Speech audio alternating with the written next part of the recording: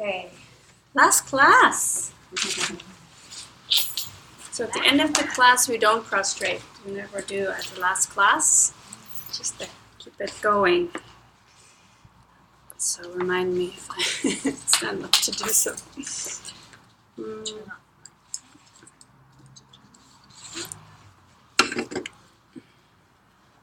So let's do the prayers in English.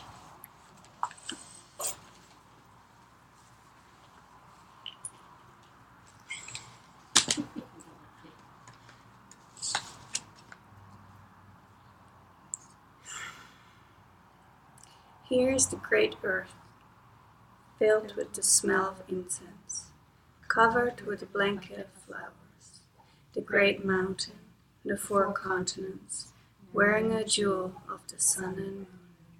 In my mind, I make them the paradise of a Buddha and offer it all to you. By this deed, may every living being experience the pure world. Idam Guru Ratnam Manulakam Nirtiyam.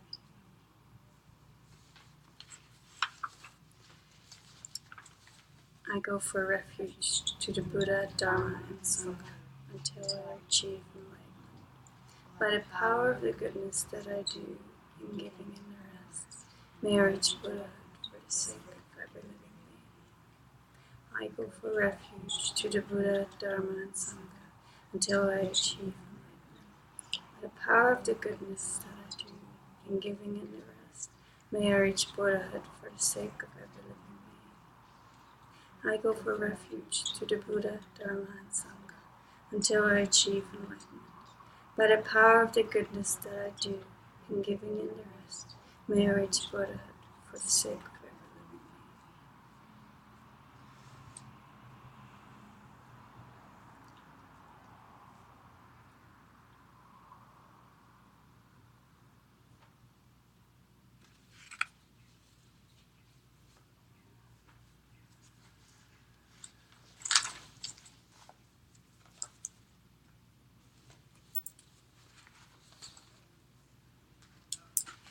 In my Tibetan class, we've been working on translating these verses, so I bring this little stack with me, and then we work on it.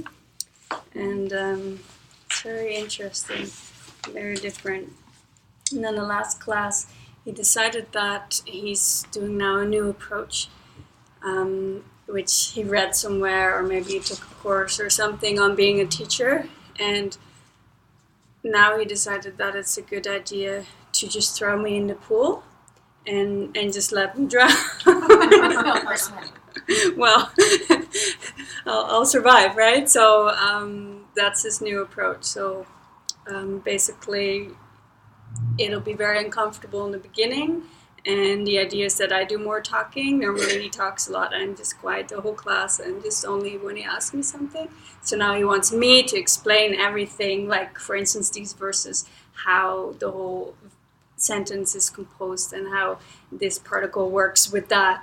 And it's very uncomfortable because I don't understand it at all, right? So, and that's his whole strategy of making me very uncomfortable, and then over time I won't be so uncomfortable anymore. I'll just figure it out, right? Rather than, because he's guided me so far, you know, so I do have some stuff that, you know, he taught me by holding my hand, but now he's like, here, just go in the pool and just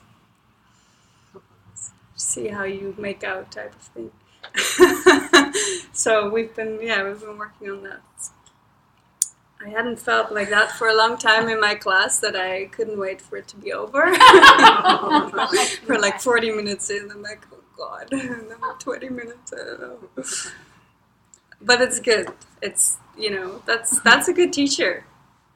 One that pushes you, one that keeps you uncomfortable, right? Because when you are comfortable, how much do you really learn?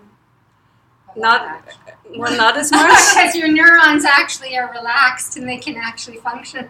I think you don't. I mean, of course you do. You do learn a lot, but I do see benefit in a teacher pushing you and taking you to places where you would not have taken yourself, right? And I would not have taken myself here. You know, I could have educated myself through internet or books up to a certain point, but what he's doing with me now, I don't think I could make it far, because if it was up to me, I would stay comfortable. I wouldn't push myself so hard. So I do feel you need a teacher, someone that knows what you need and what you can handle, and adjust along the way. Some things he sees I can absolutely not do. So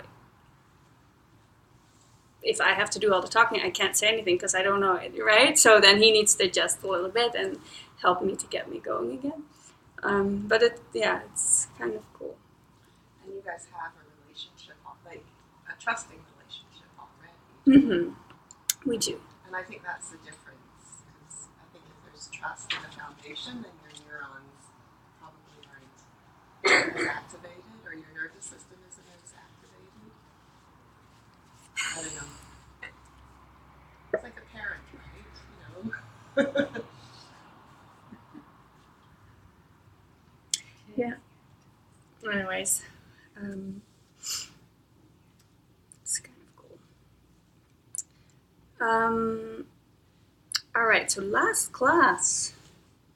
This class, it's been a pretty crazy week or two. Like I find a lot of suffering. This little girl who's here was in the hospital for a few days this week. Two people that I know quite well, their family members died this week. My aunt had a heart attack a week ago. Lots of, and one baby born, that also. But lots of pain, lots of suffering, lots of... I had a student who just lost her baby 7.5 months. And just one day she had the ultrasound, a day and a half later it was dead. So she's been coming for healings with her now. Wow. Yeah, that's hard. That's really hard. First baby, ugh. Yeah, that is very hard. When I had my first child, I was in hospital. Beside me was a lady who had lost her first baby also around that time at 7 months. And she was just having her next baby after that. And so I got to hear their joy, which was quite amazing, because she was so scared to be pregnant again after a loss like that. And they didn't try, but she got pregnant, and then the baby did come. But yeah, it's hard. It's hard. So yeah, it's been a weird couple weeks.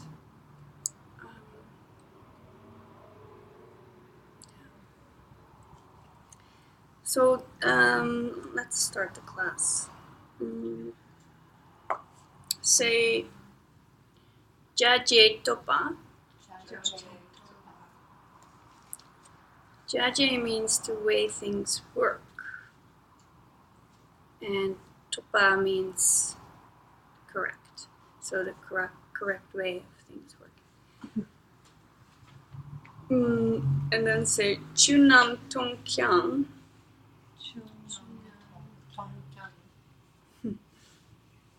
Chu means all existing things.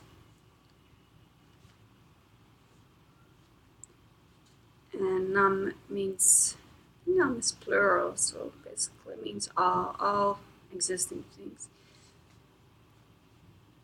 Tung means empty. And Kyang means even though. So what that means is even though things are empty, they still work. Okay? Because things are empty, they work. And that is the belief of the highest school in Buddhism.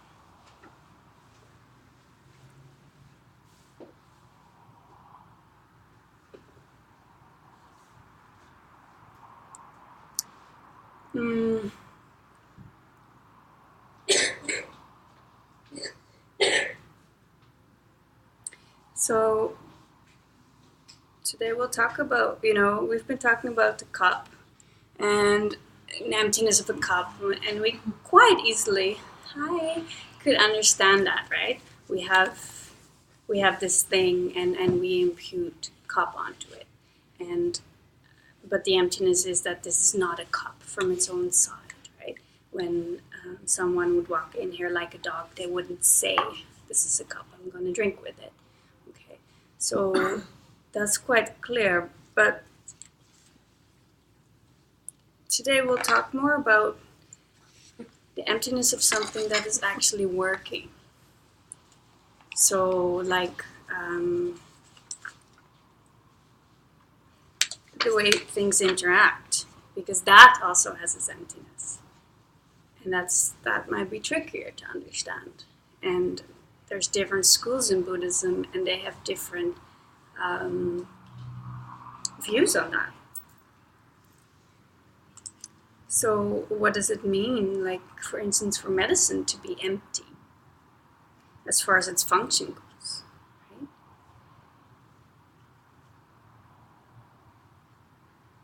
Like, medicine in and of itself cannot cure you.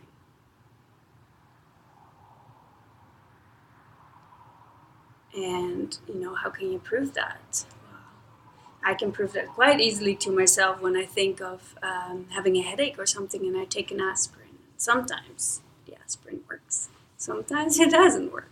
So it's not the aspirin, right?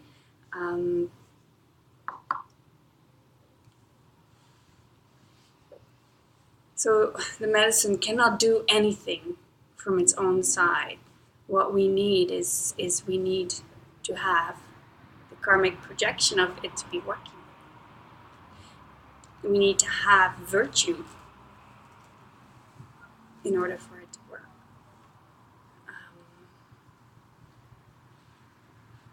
If you don't have it in place, then you can take 5 aspirins, but it will not make your headache go away. If you do not have the virtue in place, if you do have the virtue in place, your headache might even go away before you even start to take the aspirin, or maybe you just need one. So it's a projection too. I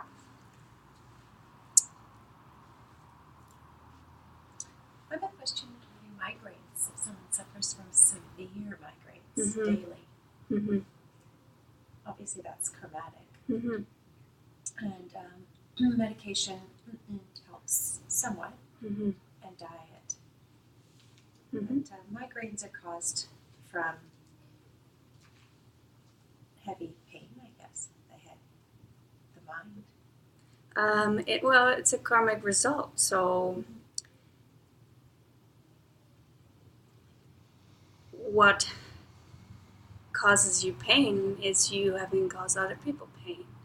So the only way to really cure a migraine is to help other people that have pain of some sort. If you have a migraine and you happen to know that your neighbor also has a migraine, you should make sure they're okay.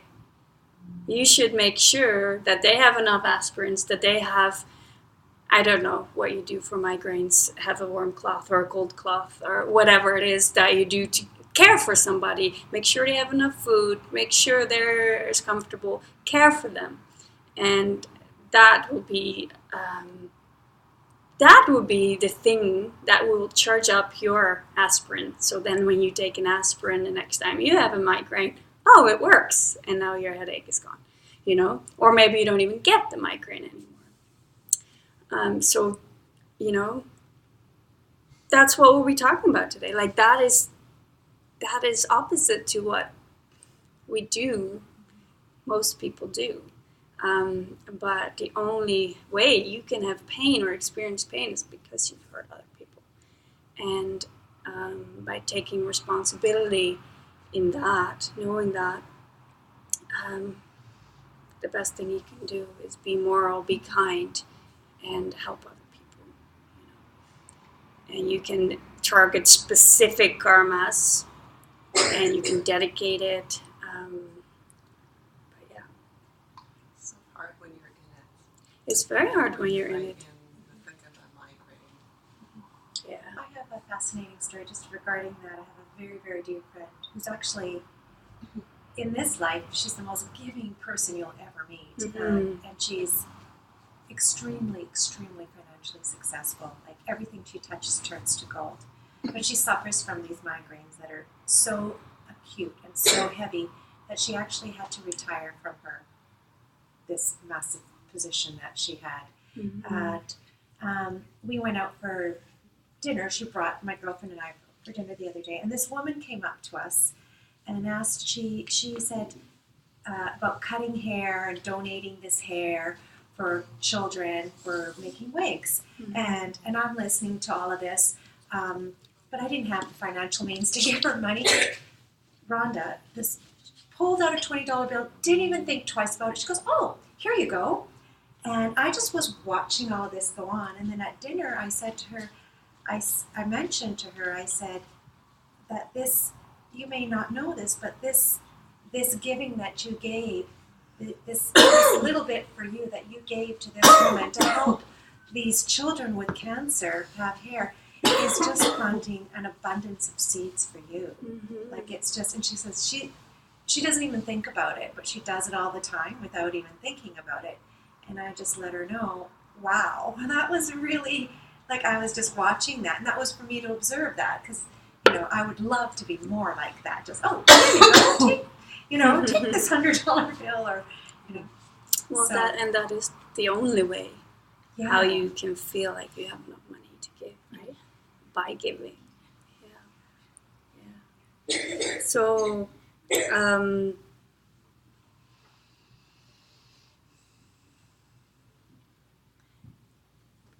okay. So everything is a projection. So taking the medicine, having it work, or having it not work, all of it is a projection, right? Dependent on your karma. And karma works on a level that is deeper than your consciousness. And you're always projecting your own consciousness. You're projecting your own mind even after death. And that's tricky, Most people get hung up on the same thing, that something must be self-existent in our world, especially when you're in it. Like Yasmin says, when you're in that migraine, the last thing you want to do is start to try to think about where's this migraine coming from, because you're just overthrown by pain and whatever other strong emotions might come up, right? And we want it to be self-existent. We want to blame the migraine. We want to blame, I don't know, the food that you ate or whatever it is, right, that we think caused it. Not enough water drinking, whatever. But we want something to be the cause of it.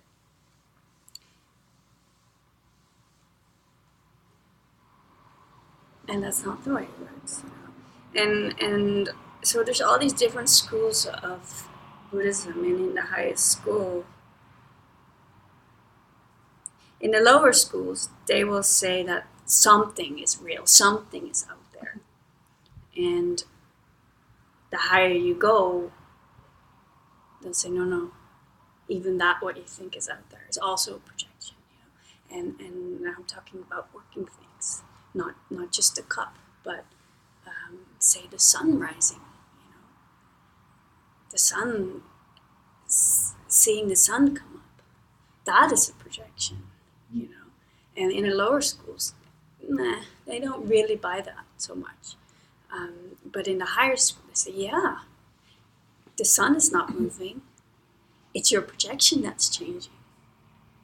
And that can be a hard thing to grasp, right? Like, how's that even possible? How can all of us experience the sun coming up and seeing the sunshine, especially on these sunny days? How can that be your projection? How can it be your projection that it's moving and not actually the sun isn't moving? It's your projection that's shifting.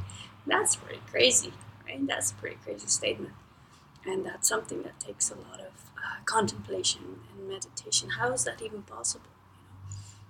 Like right now, we're having 3 dogs at our house. I had 4 dogs at my house yesterday. 5 kids and 4 dogs. It was a gong show. Oh my god.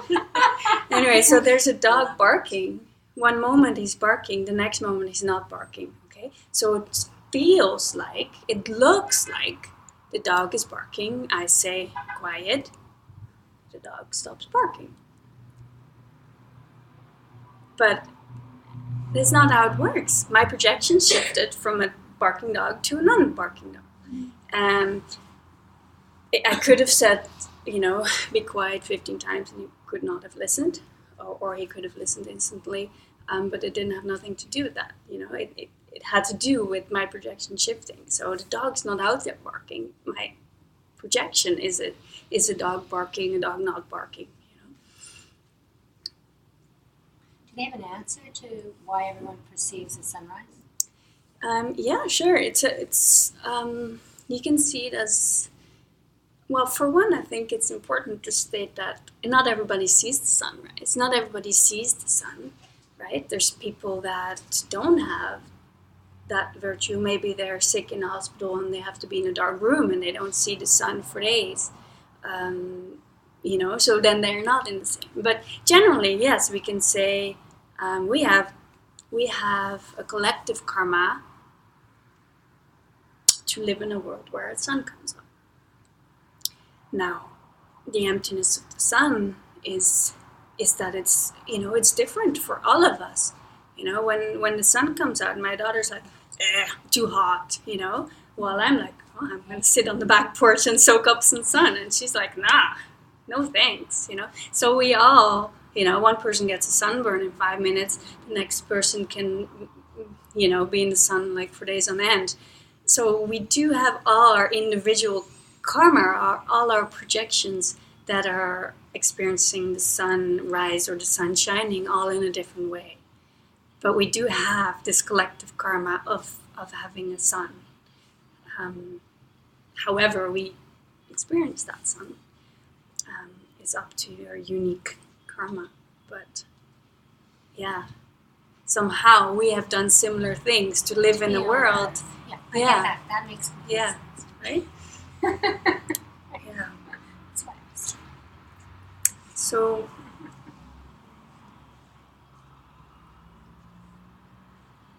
So yeah, that's your projection too. So the sun is not out there either. And the classic proof for emptiness is when you talk about the parts. And we did that a little bit, and we had Yasmin as an example, right? We were looking for Yasmin in her parts. Remember that? We said, is Yasmin in her foot or something like that, we said. And we couldn't find Yasmin in her parts. The only way we could find Yasmin was when we label all of these parts like as a whole and then label as Yasmin. But in one of each of her parts, we cannot find it. So that's kind of the classic proof of emptiness. You cannot find a cup in the parts. I had a very interesting experience this week. I did a healing on a 15-year-old boy with cerebral palsy, and when he was still on the table and he was lying down, and I said to him, because it was his first treatment with me, and I said to him, "And how are you feeling?" And he just looked at me and he said, those things are right. I feel empty. I'm a new person. Right? So that feeling of that old projection, I guess, that like he doesn't understand, he wouldn't, right? He knows anything about this, but that must have been what he's experiencing, that old projection is dead. This is, I went through this emptiness and now there's a new projection. So yeah, and this new projection, is a changing thing. So it's not guaranteed that he will feel like that in another 5 minutes, right? But somehow he has the karma to be with you. You give him exactly what he needs. He has this virtue that pops that then makes him experience his self as, wow, I feel like brand new, I feel amazing, right? So that's very beautiful. So, then the mistake that we can make is that it was you who did it, right? No, but I'm saying, when we go to a doctor, the doctor gives us some kind of treatment, we think, oh, the doctor fixed me, the doctor did it. Instead of thinking, no, actually, it was the virtue that I had in place that popped. And, if he had different karma in place, if he had some negative karma pop in that moment, he could have, said to you, you know what, I never want to see you again because you make me feel worse. If he had different karma going off. Now, fortunately, he has this karma going off, and maybe next week or whenever he comes to you, it will be similar and the same, and you can help him. Somehow he would have that virtue to see you as someone that can really help him. And I hope that's the case, and that's wonderful if you can play a role, and I know you play a role in lots of people's lives in that way. So that's really beautiful.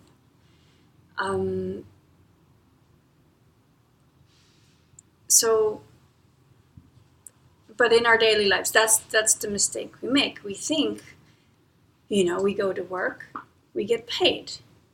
Money comes from work, investment strategies is, if I invest in this, then I'll become rich, or, and if it's actually true, somehow you do get money from the investment strategy. We think it actually came from the investment strategy, rather than thinking about the real cause. Like, money could never come from work. Money could never come from investing your money in a certain way. Sure, it might be the delivery system that makes it seem like I'm going to work and putting in 40 hours and I get a paycheck.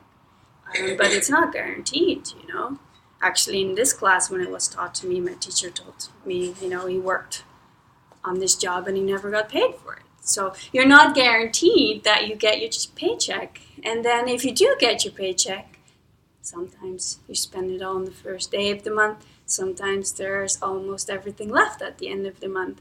So, how does it really work? And, the answer is what Nina's story was like. Give. That's how you get money. If you are being generous, you don't even have to work. I'm not saying you shouldn't work, because the world needs you to be out there and work. Because what is work then? Work then is just serving people, being in the world, helping you to plant all these great seeds of virtue, because you're helping people heal. Oh, what does that plant for you? You're planting your own healing.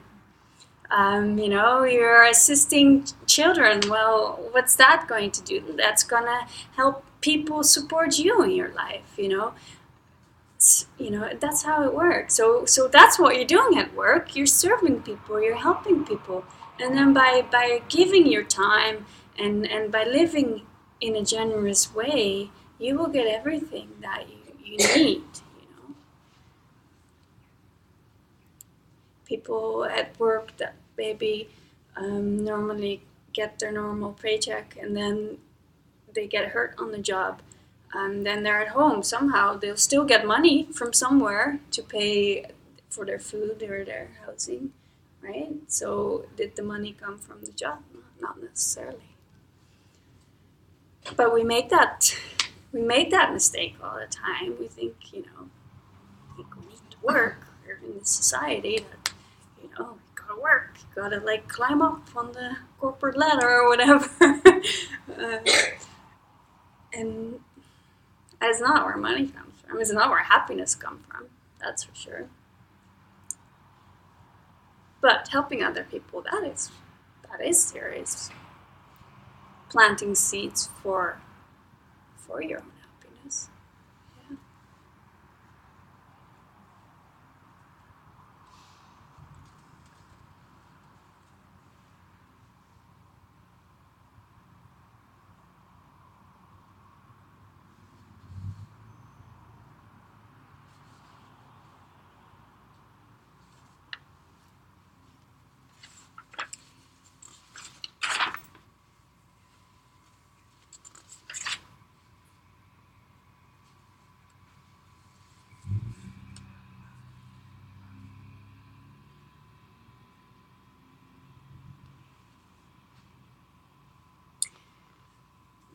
Yeah, so the lower schools, they can't really quite buy that. They feel that there should be something out there.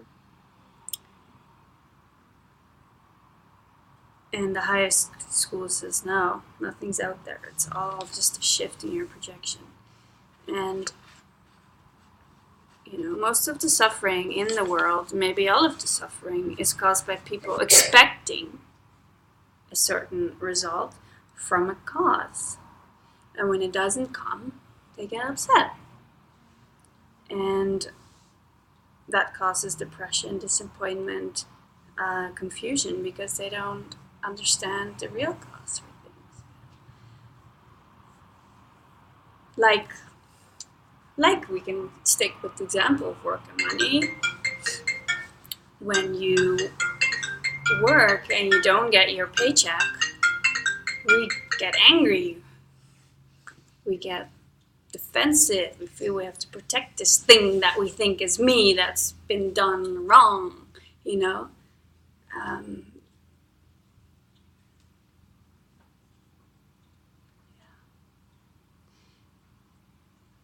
right now, people that I'm close with, they are redesigning the house, and they have their daughter do some of the designing for it, and they're not paying her, or she's just doing it to help them. But then they are working, they have certain expectations, and then the daughter has different ideas, and it just turned into this big fight. But all you can see what's happening is they each have their expectations. The daughter puts in all her work. She expects some credit. She expects a thank you. She expects her ideas to be implemented. And the parents expect, this is my budget, and whatever, they have their expectations, and it's not working together, and it's just one big suffering bunch. It's horrible to watch. But it's all because it's steeped in misperceptions. They are all blaming each other. They're all angry with each other, and all because they have certain expectations. And when you can apply these ideas, you wouldn't even have, if you would understand this, you wouldn't even go near thinking thoughts like that, because you would know that when someone's designing your house and it feels like, okay, this is not quite what I want, you know where it's coming from. You know that or if you're the person who's designing the house, spending your time on it, you know that it's not being appreciated because you have not appreciated other people in the past. You've not been generous with your money, or whatever it is. You just notice things, and then you don't have to worry about it. You just know, okay, all I have to do here is just plant some different seeds in the soil, and not keep these guys going. And that's what they're doing right now. They're all they're keeping it going, and they're creating more of that for all of their futures. And it's sad to watch, because there's a lot of pain and a lot of anger, and they're just setting themselves up for more of that. Rather than taking responsibility for how you feel, and not blame it on somebody else, right? And let go of some of the expectations. You cannot always get what you want, and that's okay. If you don't have the karma in place, you don't get what you want. So if you want to get what you want, you have to put different karmas in place. So it's simple. It's so simple, but yet it's so hard for some reason. But there's always that time gap, right? There's a time gap, You yeah. might be doing all these really good virtuous things, but it may not materialize for a while. For a long time, yeah. And the more wisdom you have, the quicker it will ripen.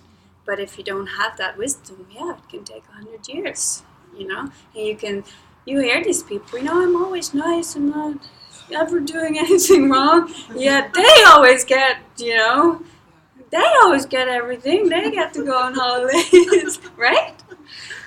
And I have a kind of a neat story just the other day.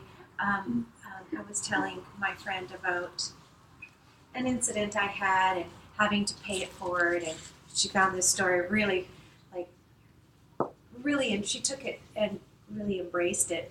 And then the next day we spoke, and I'm talking to her, and she said she's with her mother and her father, and they're on the drive, and her dad's a little spacey. He went to Starbucks to buy a coffee, and they went into a different shop, and they bought 3 coffees, but he bought himself a coffee. So she's like, my dad did it again. I have 2 coffees in my hand, and he bought one for himself.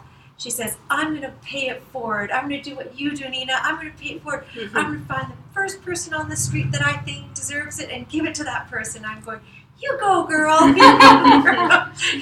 And I say, make sure that person is interesting and you find something fascinating about them that you're not sure of and you're not sure you quite like that quality. And then you make sure you give it to that person. That's nice. And it must have made her very good, right? Yeah. It's fun to live like that. Yeah, I don't know. I didn't hear the results. It's much more fun to live in more of an open way like that rather than only being concerned about yourself. It doesn't feel so good. It'll make you much happier when you live like that. So the apparent causation that's going on in the world doesn't work.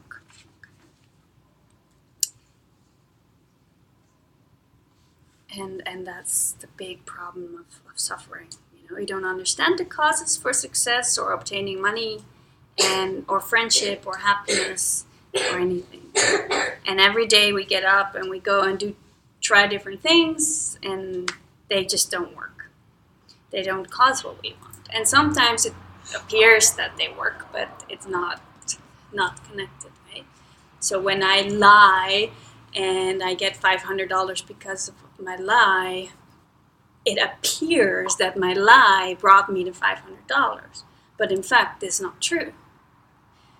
The lie is going to cause me being lied to, and the $500 that I just got was because I've been generous in the past.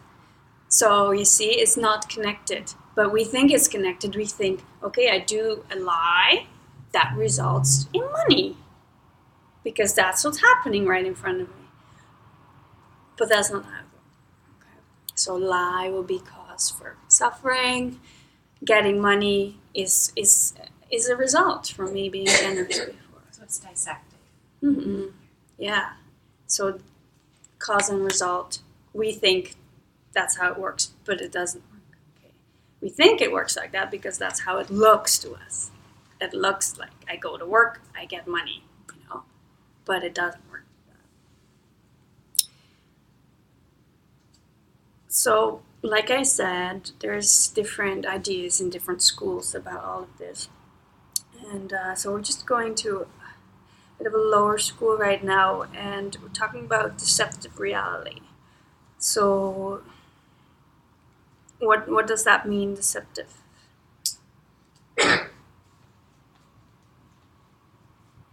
Deceptive reality is when you see something one way, but it's actually not true. Exactly. So just what I was explaining. So it looks one way, but the way it really is doesn't correspond. It's not the same. It's like a crime scene.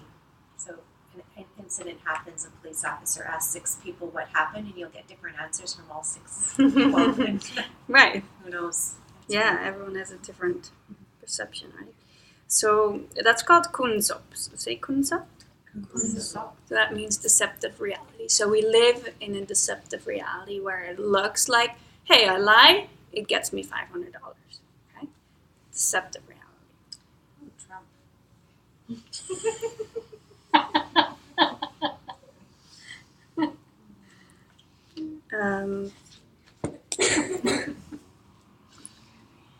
So when the dog barks, it looks like they stop barking because of, I said, quiet, but that's not why. It's a shift in the projection, right? So the lower school says there's 2 kinds of deceptive reality, and the first one's called young duck pei kunzop. Young duck pei kunzop. So that is young duck, pei kunsup is right or the correct deceptive reality. And then the other one would be the incorrect or the wrong deceptive reality. And that one is called lok pei kunsup. Can I ask you a question? Why do you call it a shift in perception from barking to no barking? Because I am now projecting a non-barking dog. Yeah, but it wasn't because of anything to do with the dog. It had to do with my karma. I just shifted in that moment, so now I perceive him as a non-barking dog. I guess it would be almost the same as if I'm in a classroom and the kids are really loud and noisy and it's very uncomfortable for others to walk in and they're like, oh my gosh, how can you be in this room? It's so loud and noisy. And I'm looking and I'm thinking, it is. Right. I don't hear anything. Yeah. It's normal for me. It doesn't. So that's.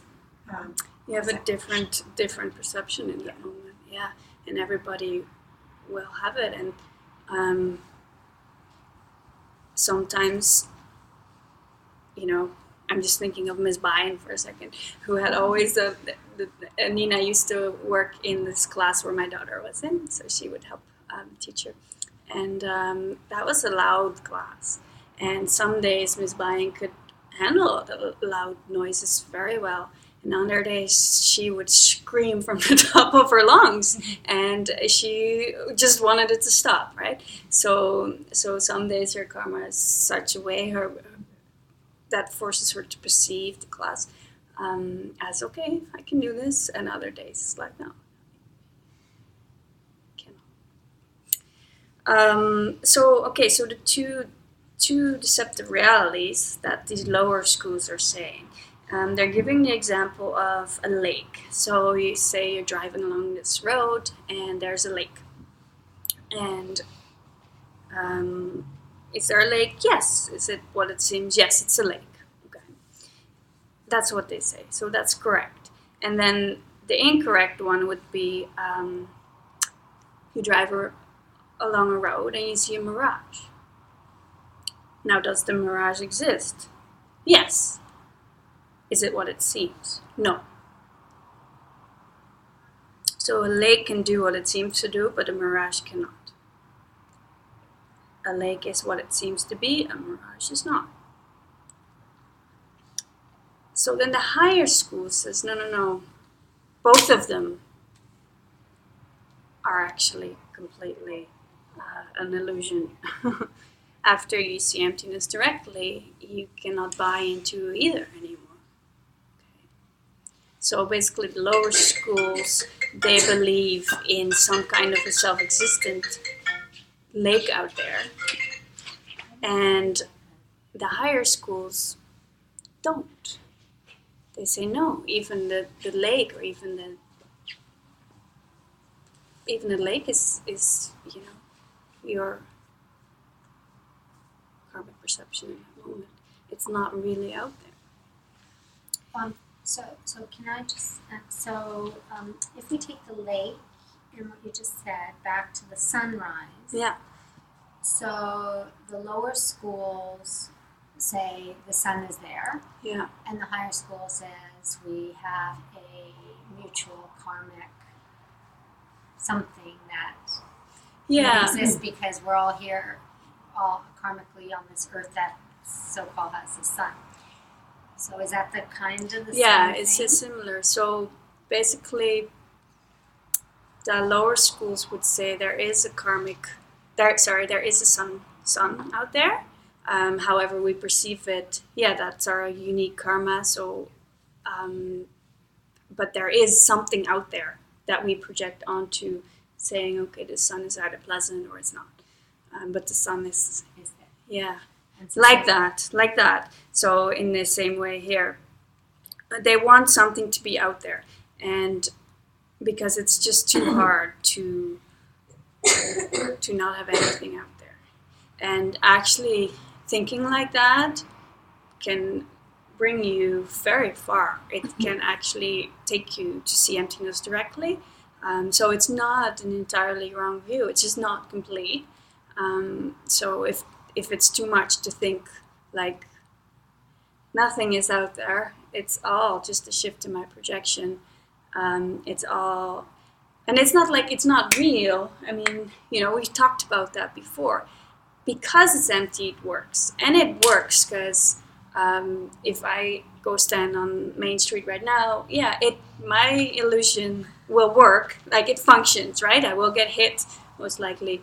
I can touch things. Like it's not that nothing exists. Obviously, I can drink tea, like it's happening, but it's just happening in a different way than I thought it did. Okay. So the highest school, they say nothing is what it seems to be.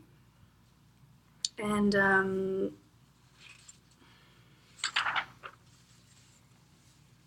is it kind of like clouds? So, if I look at clouds, I see it almost looks, I don't know, touchable or just like this puffy thing that you could just reach and just, like you can roll in it. But actually, it's just an illusion because if I was to go there, there's nothing. It's empty space. But yet, in the same breath, those clouds bring rain and thunder and all sorts of things. You could say that. I just want to make it very clear that it's not like nothing exists. Things truly exist, and just in a different way than we think they do. So what it all comes down to, really, is to keep your morality. That is the big key here. When you can live a moral life, then that's the only cause of sweet things in your life. Right?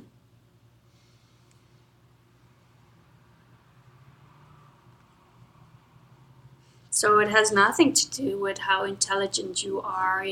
There's very smart people that are in businesses or something and they lose everything, or they're very dumb people or very bad singers or whatever that are super famous and have more money than we know. So it has nothing to do with intelligence.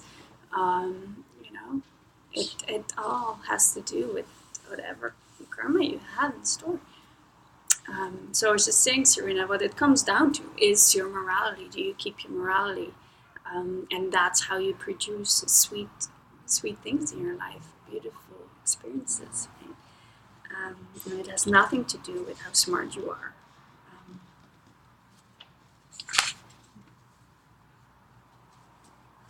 And some people have the kind of karma that everything they set out to do just works so perfectly fine for them.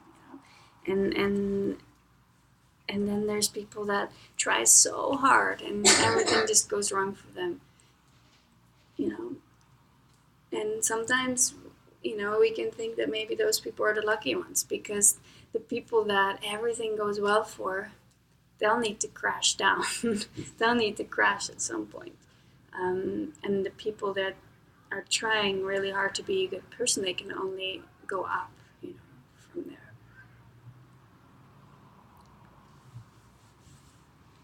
So the whole point is nothing works the way you think it does. And that because they're projections, they work. And that's what you're flirting with here is to see how miracles can work.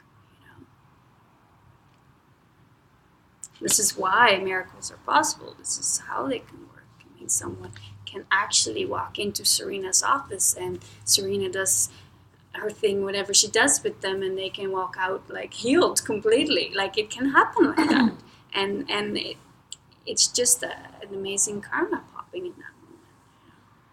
I grew up in a church where we had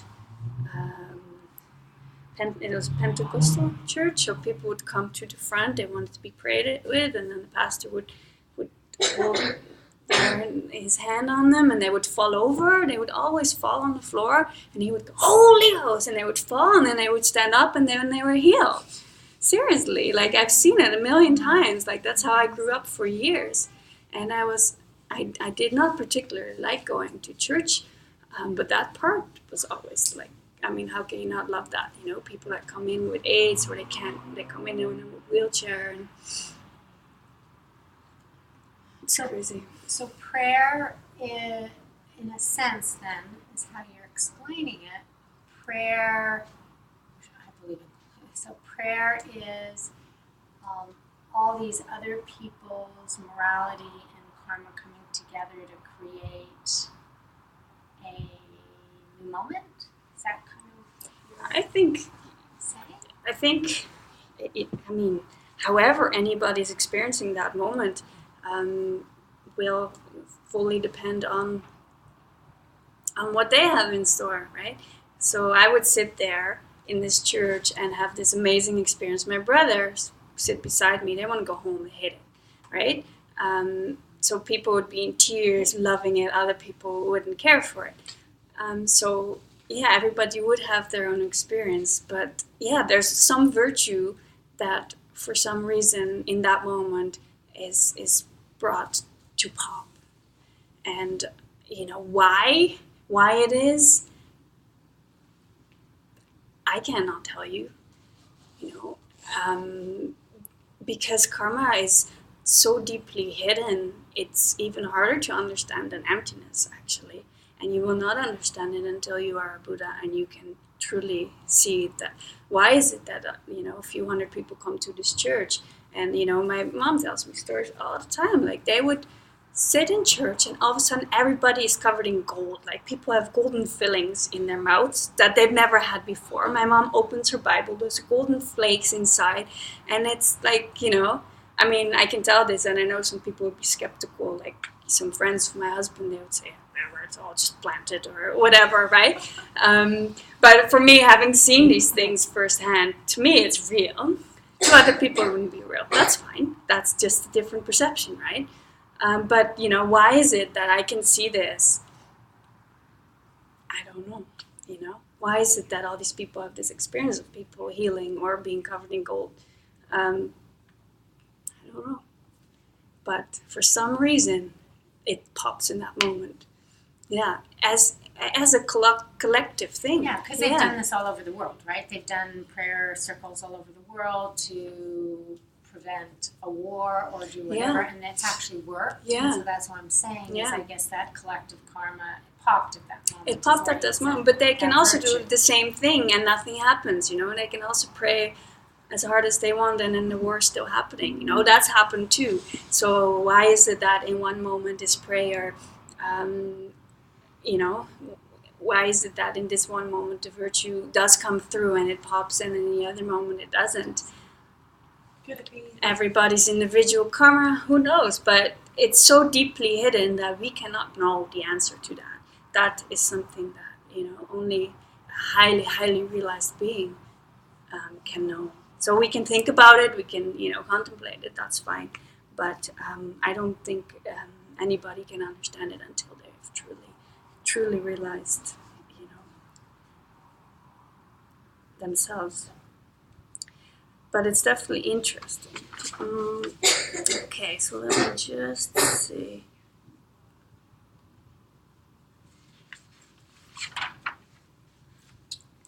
So again, like this working thing is hard for this lower school to understand. So they would agree that putting a seed in the earth and then you have a tree. The seed is empty of self-nature, the tree is empty of self-nature, fine. But the process of the seed turning into the tree, they find that hard to see that as illusory as well, And it is hard. Could it be the purity of the karma in that moment? The karma in that moment?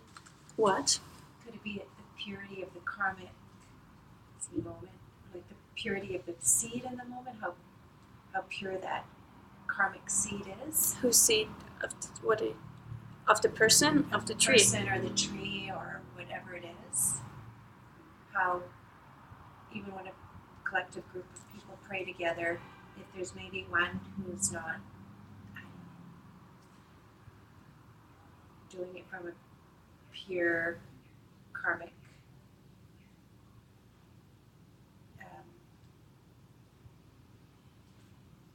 I don't know if I'm wording it correctly, how pure it is, how genuine it is, how So what their compassionate intention it is. what the intention is. Well, again, like the intention in that moment has nothing to do with what they're experiencing. So it's from before, right? If you because there's a time gap, so I can have a very, very pure motivation in a moment. It doesn't mean I get the result right away what I'm looking for, right? That result can come a week or 100 years later, depending on how much wisdom I got going. Because there is no cause or result. It's not out there, no. So cause and result is also a projection, according to the highest school. So the lower school says, we can't go there, that's too crazy, yeah. And that's fine. So, that's why the Buddha taught, for those of you who did the karma course, in the mind-only school, he taught, so whenever you do a deed, say I'm giving something to Serena, now I'm planting a seed, which they call bakchak. I'm planting this seed, and it's stored in my storehouse consciousness, which they call the kunchi, right? And you can see it maybe as a balloon or something. So I'm doing something nice for Serena. Plop. The seed is now in my consciousness that carries with me everywhere I go, records everything, puts seeds in like all the time, and then when it's time, this will then flower into this beautiful result of, Turnjit's giving something beautiful to me, or whatever, right? So this is how this mind-only school thinks. So this was taught by Lord Buddha, and it's taught for people that they can handle this. This makes sense. I can understand this. In the higher schools, they say, forget about that. There's no such thing as a balloon hanging above your head. No, it doesn't work like that.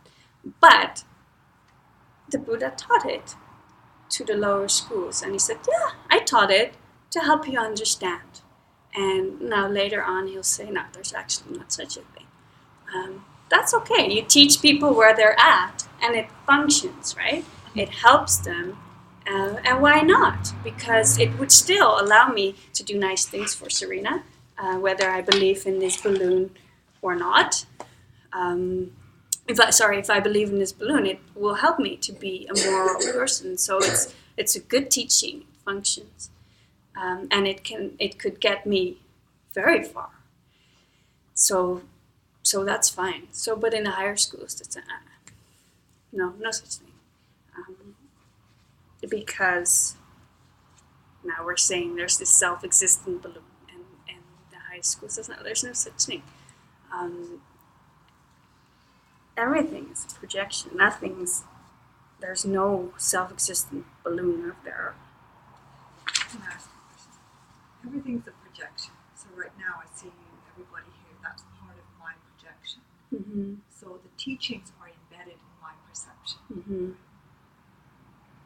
So if I'm doing something nice to you, I'm really just doing something nice to a part of my perception. I'm doing something mean to a part of my perception. Perception, projection. You are. Whatever it is. You are. Yeah. So how has the Buddha embedded that in my perception? Say that again. Like, everything's a projection Mm-hmm. or a perception, whatever. But somehow the teachings are embedded in it too. The fact that you can perceive this as a teaching, the fact that you think it's interesting, the fact that you show up here all the time, and somehow you have this karmic projection to perceive that, right? Which is your own work. It's because your virtue, because of your good deeds, that you can experience this as something helpful. Does that make sense? No. No.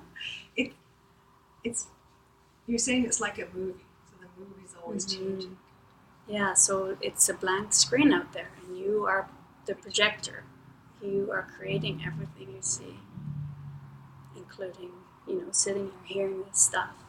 I mean, you could sit here and think, oh God, when will she ever stop talking, right? Or you can think, yeah, I'm going to come next time again, So it's kind of like, this is my movie. Yeah. Why am I getting upset over stuff? That's It's my movie. Yeah, and that's why they say you laugh when you become a Buddha. Because it's so ridiculous. It doesn't make any sense. Why are we so attached to this thing that feels like, yeah, I have every right to be upset right now because, they did something to me. But yeah, actually they're a part of your movie, that you are the director of your own movie, right? So why would you be upset? It doesn't make any sense. If you understand this stuff, you wouldn't be upset. But it's okay to be upset because you still have those seeds to be upset. But maybe at some point you can step back from that and just watch yourself get upset and just laugh about it, There's a saying that goes, the beautiful thing is when you can step back and laugh at the absurdity of your own thoughts. I like that saying. Yeah. And that's, yeah, it is, yeah, sometimes, I just scratch my head and I think, it's just ridiculous, what am I doing? Why does this upset me? Like, what's the point? Yeah. But you're forced to feel it that way, and that's okay. So the more wisdom you can throw at any of those moments, the less and less of those moments you will have. The more wisdom you have, the less you fall for all those thoughts that are just creating suffering. Right? So less and less, and you'll be happier and happier because you're no longer wasting your time on all those stories that you believe that are in your mind.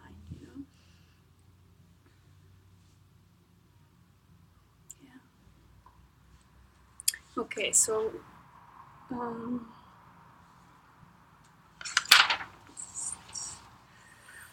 I think we should have some cookies.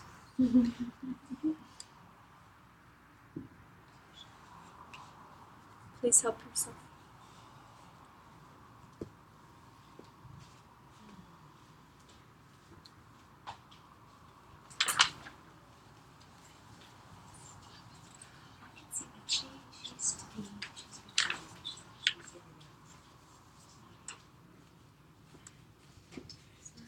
Do I make the check out? To me. Okay.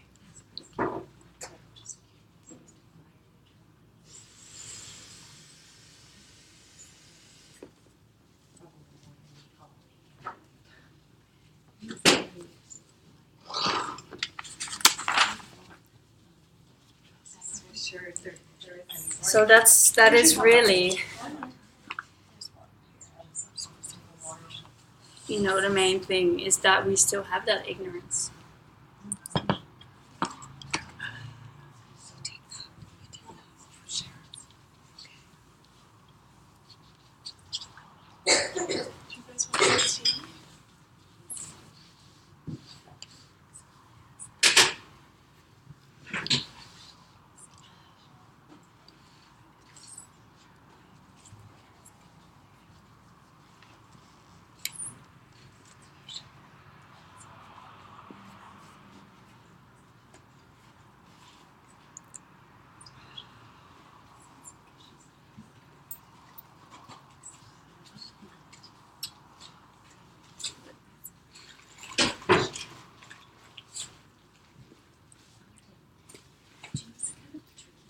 So I'll say one more thing, and then we'll meditate for a couple minutes.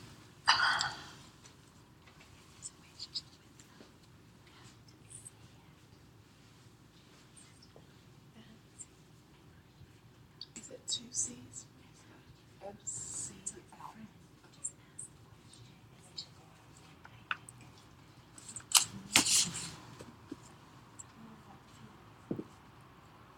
Do you know what I mean?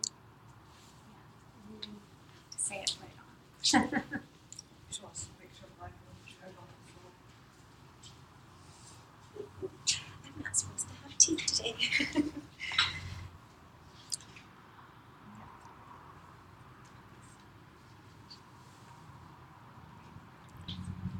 So basically, we are done the class. Oh, Of course. Mm.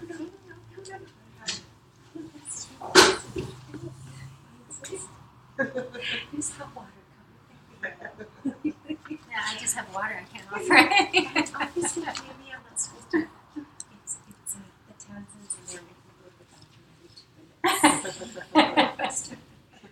Maybe there's a reason for all of that. So, key is morality. Be kind. Be nice to other people. Be helpful. Mariska, Mm-hmm. morality. Of course, I know the meaning of morality. I mean, I define it as our moral, our being, the way we. The six but perfections. The six perfections. Thank you. Killing, stealing. No, Okay. but yeah, actually, Yeah. those are the 10 non-virtues. So Mhm. those you don't want to do. Yeah, definitely. But you want to perfect the six perfections, which are, morality is one of them, right? So you have them written down. I do. What are the six perfections? Okay. Yasmin knows them. That's what Limitless joy.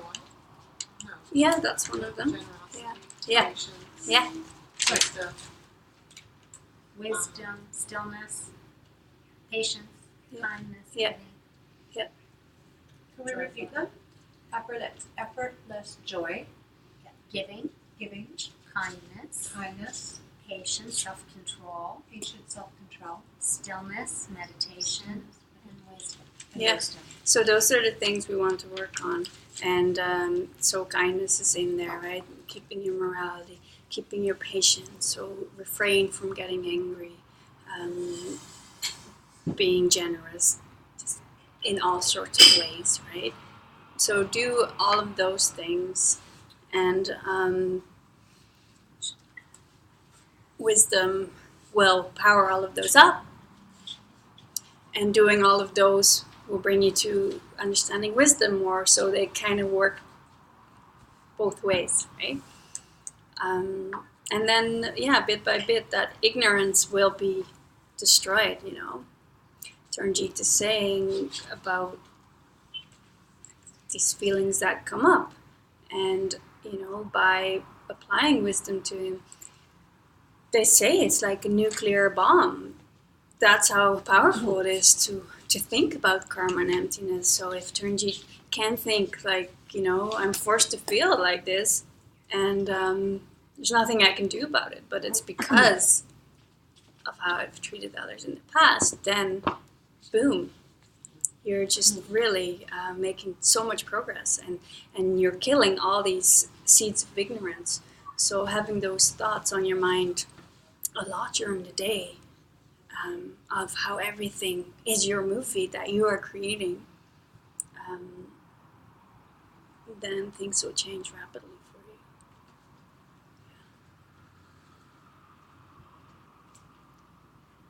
Does that help? So I have one distinction then. So if we are angry and we can't help but be angry because that's our karmic piece, then how do we get to work on the anger? Let go of the anger? So it's both, right? Yeah. It's both the action and the letting go. So, it is very hard when you're in that moment of anger to. Well, I'm But- just saying that's one of the six perfections, Yeah. right? So it just seems that if we can't help it, then So the more wisdom you have, the less angry you'll eventually get.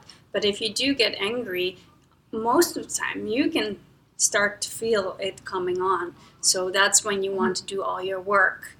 When you're like, okay, I'm getting really annoyed right now, usually it works up until full-blown anger, right? So do all the work you can and try your hardest to stop yourself from doing the big outburst, because you understand that nobody is doing anything to you. You've created that annoying person right there. It's you that you're looking at.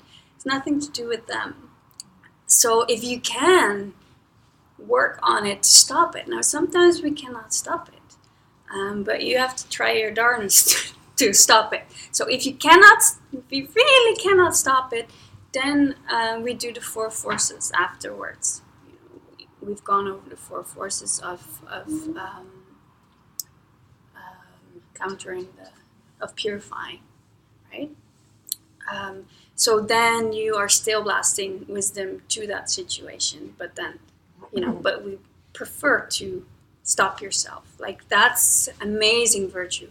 If you feel like you want to just scream or hurt someone really bad and you stop yourself because you know that that's just going to create more pain, like, that is one of the hardest things you can ever do, one of the most powerful things you can ever do. They say it's harder than meditating in a cave for 5 years. It's that moment of stopping yourself. So you do your best, right? That's all you can do. If you really cannot help it in that moment, you just try your darndest. And if it doesn't work, then you work on it afterwards. So that's really the path to healing and becoming enlightened. And it's fully possible. Yeah. So we have 5 more minutes. So because Serena said last week we did meditate for a few minutes, so she asked if we can do that again. So we'll dedicate those last few minutes to just do that. So I'm going to stop the record.